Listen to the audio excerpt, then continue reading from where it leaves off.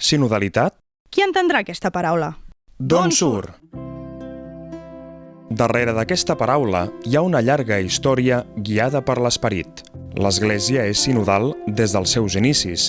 S'adreça a tota la humanitat i és l'esperit qui anima les seves decisions.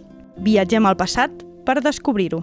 Durant l'edat mitjana i en els segles posteriors, els ordes religiosos van ser signe de sinodalitat en la seva vocació de pregària, de servei al món i en la seva dinàmica d'escolta mútua i de presa de decisions. Segles més tard, arribem a un punt d'inflexió per a l'Església Catòlica. El Concili Vaticà II, amb la seva comprensió de l'Església com a poble de Déu i la força que va donar a les diòcesis, va obrir nous camins de renovació.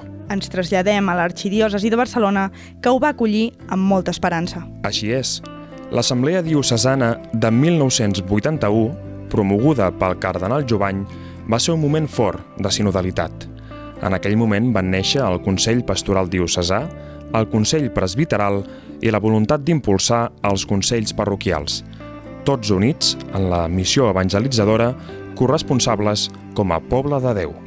I més tard, l'any 1995, l'Església a Catalunya va viure en el Concili Provincial Tarraconense un moment d'escolta mútua, del món i d'esperança de futur. Ara bé, anem al present.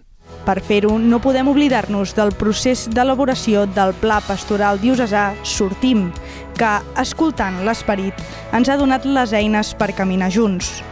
Providencialment, la crida a preparar el sínode ha coincidit amb l'eix del discerniment, una coincidència que sembla feta a mida, perquè la sinodalitat i el discerniment van de la mà. I com s'ha concretat aquesta sinodalitat? Una data clau és el febrer de 2020.